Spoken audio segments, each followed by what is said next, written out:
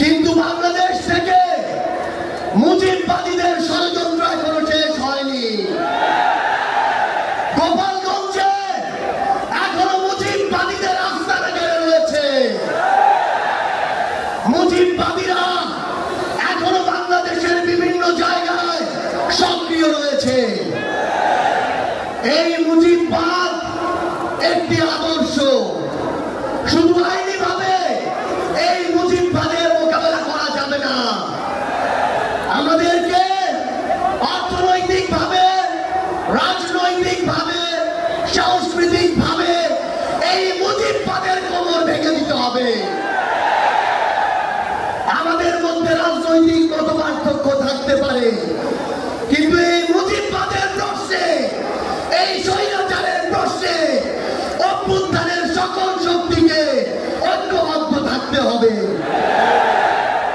সংগ্রামী সহযোদ্ধারা, এই বাংলাদেশে আবারও নতুন করে মুজিববাদী ভারতপন্থী শক্তিগুলো এখন সক্রিয় হচ্ছে।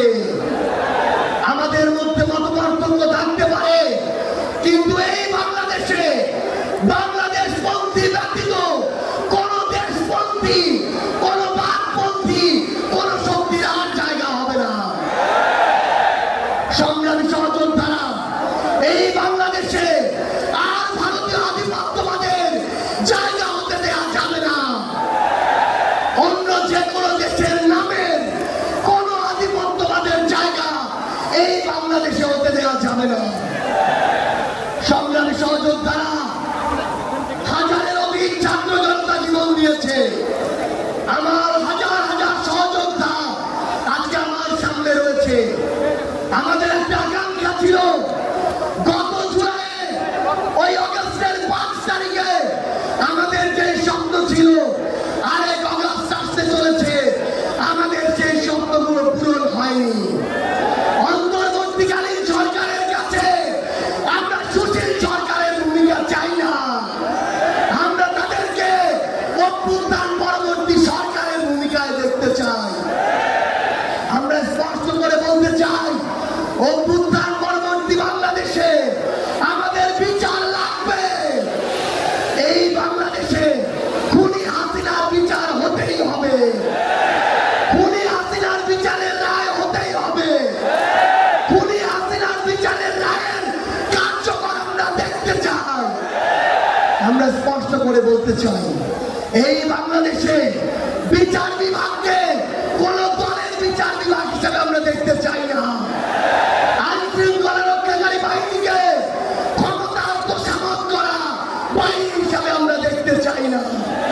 আমরা স্পষ্ট করে আপনাদেরকে বলি, ৭২-এর মুজিববাদী সংবিধানকে এক পাশে রেখে কোনদিন এই বাংলাদেশপন্থী বাংলাদেশ সম্ভব নয়। আমাদের নতুন সংবিধান লাগবে, আমাদের গণপরিষদ নির্বাচন লাগবে, আমাদের নারীদের অধিকার আমাদের নিশ্চিত করতে হবে, আমাদের সংখ্যালঘু ভাই বোনদের অধিকার আমাদের নিশ্চিত করতে হবে। আমরা 1947 সালের উপনিবেশ বিরোধী যে আকাঙ্ক্ষা, ৭১-এর স্বাধীনতার যে আকাঙ্ক্ষা, ২৪-এর মুক্তির যে আকাঙ্ক্ষা, সেই আকাঙ্ক্ষাকে ধারণ করে ঐক্যবদ্ধভাবে আমাদের আগামীর বাংলাদেশ গড়তে হবে। আমরা স্পষ্ট করে সর্বশেষ একটি কথা বলে যাই, ফ্যাসিস্ট বিরোধী ২৪-এর শক্তি আমাদের ঐক্যবদ্ধ থাকতে হবে। তবে ঐক্যবদ্ধ মানে এই নয় যে আমরা অন্ধভাবে দাঁড়ালি করবো। কেউ যদি চাঁদাবাজি করে আমরা সেটা মুখের উপরে বলবো, কেউ যদি সিন্ডিকেট চালায় আমরা সেটাও বলবো, কেউ যদি দখলদারিত্ব করে আমরা সেটাও বলবো। তবে আওয়ামী লীগের প্রশ্নে আমরা ঐক্যবদ্ধভাবে আমাদের লড়াই চালিয়ে যাব। সংগ্রামী সহযোদ্ধারা, রাজনীতিতে প্রতিদ্বন্দ্বিতা থাকবে, প্রতিযোগিতা থাকবে, কিন্তু রাজনীতির যে সৌন্দর্য, এই সৌন্দর্য যেন আমরা ধারণ করি, তাহলেই আগামীর বাংলাদেশ সামনের দিকে এগিয়ে যাবে। রাজনৈতিক প্রতিদ্বন্দ্বিতা যেন ব্যক্তি আক্রমণে কোনোদিন রূপ না নেয়।